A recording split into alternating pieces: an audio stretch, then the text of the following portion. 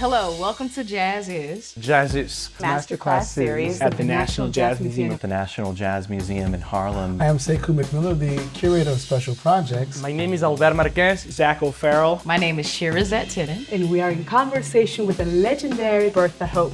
Jazz could only have happened here in America. The key to everything was the radio. So this world is too dense. 15 minutes isn't enough to cover it all. Are you ready? I am.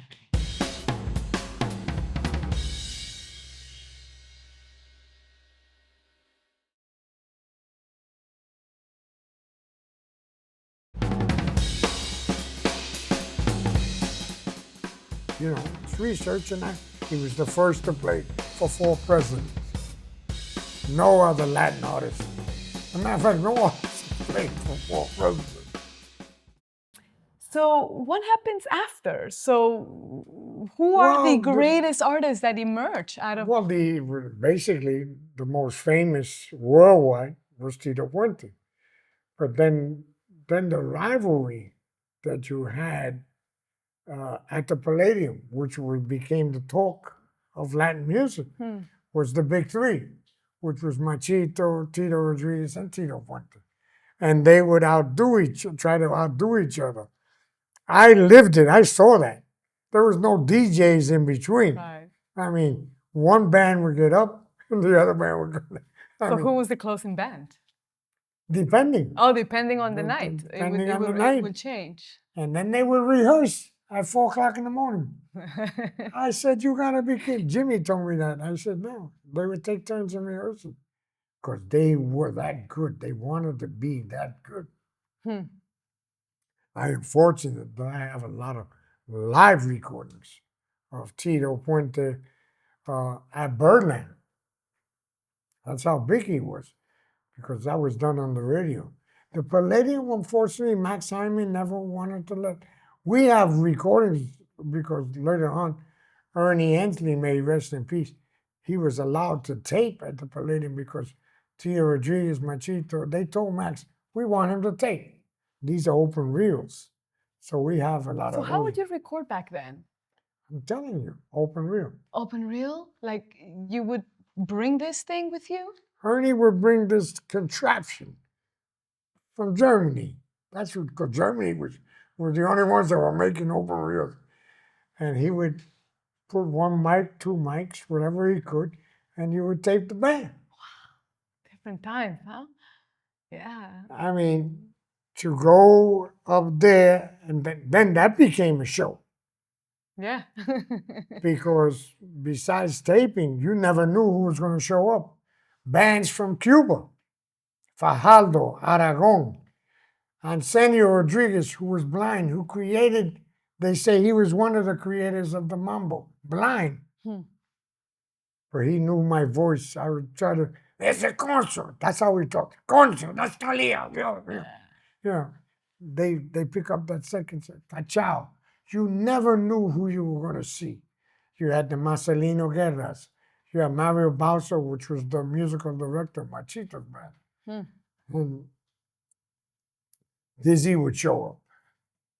You know, these guys were down the block in Berlin.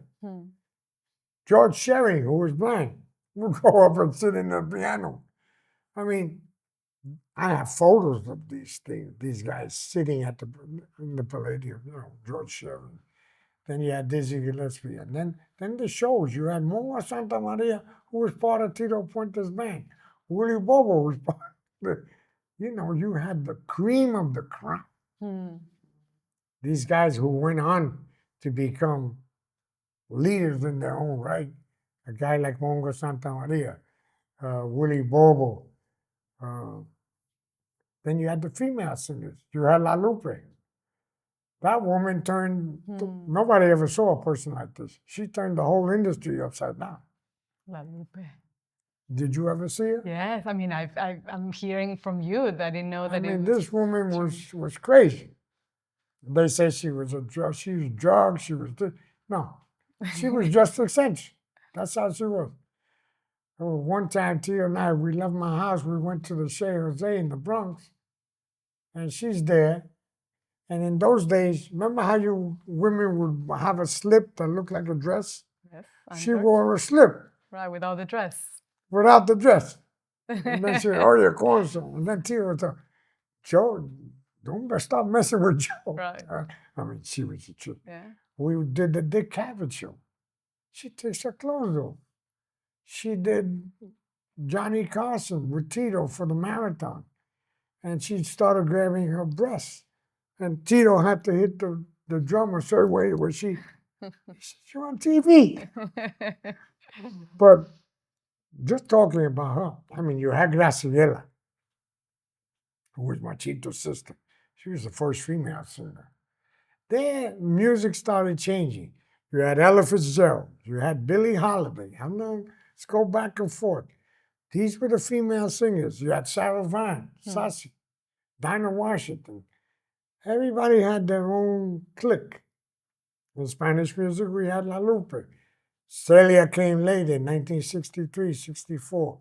But you had Graciela, our first lady of song, like Ella was for jazz. So, you know, I mean, you saw all of these things. But yet, you had all-star groups, like the Alegre All-Stars. Then later on came the Fania All-Stars. Later, yeah. Machito was the first to travel outside of the country and go to a place called Helsinki. Who followed him? Tito Puente. And the rest is history, because Tito, when they saw Tito in Helsinki, they said, what is that? And he started traveling all over Europe. I have a lot of recordings, live recordings where he, France and things like that. But they couldn't believe it. So that's, I guess, what you're saying when you talk about his legacy internationally. I guess he traveled everybody so says much. the Fania All-Star. I said, no, Tito, forget about Gloria Stefan. Tito opened the doors for all of them. The first Latino. And as you do your research, do you know that Tito Puente and Ruth Fernandez and Celia Cruz, but Tito Puente and Ruth Fernandez were the first Puerto Ricans in 1965 to play for the Metropolitan Opera. Oh, wow. Nobody knew that. With Metropolitan Opera, with the opera. No, with the whole symphony. It was presented by the opera. Wow. Metropolitan Opera in Lewiston Stadium, which was in Harlem, part of CCNY. It was a program that they did, and Tito was the first. Amazing. People said, Joe, where do you find all these things? I said, it's research, and he was the first to play for 4 presidents. No other Latin artist. As a matter of fact, no artist has played for 4 presidents. I mean, when you talk about legacies, he was a monster. I miss him. But the legacy in itself, Machito has its legacy. Tito Rodriguez has its legacy. Marcelino Guerra. But when you talk about legacies internationally, worldwide, Tito Puente was the man.